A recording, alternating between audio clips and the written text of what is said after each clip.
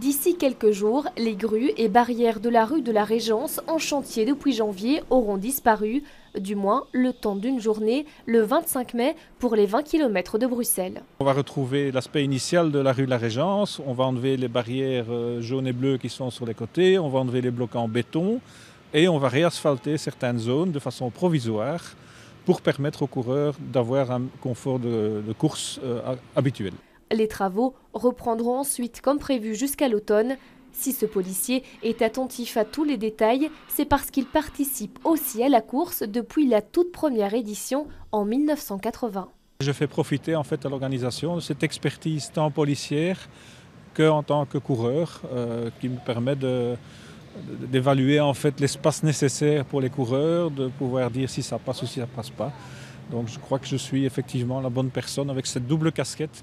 Après la place Poulart, point névralgique des 20 km, les participants s'engageront dans les tunnels.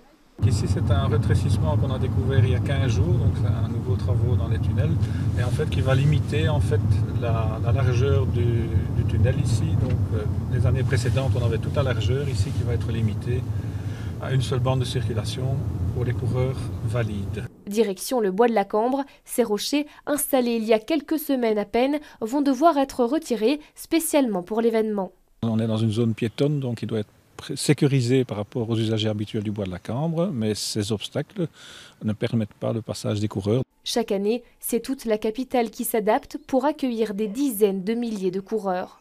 Donc l'exemple premier, c'est tout ce qui est véhicule, vélo, trottinette partagée, qu'on a l'habitude de voir stationnés sur le trottoir et que de facto doivent être enlevés. Il y a d'autres exemples, il y a les blocs que vous voyez derrière nous qui protègent, qui sécurisent la zone piétonne du bois de la Cambre, mais qui aussi doivent être enlevés puisqu'ils font partie du parcours des 20 km de Bruxelles. Les 20 km de Bruxelles, bien plus qu'un défi sportif, un véritable casse-tête logistique pour les organisateurs et les forces de l'ordre.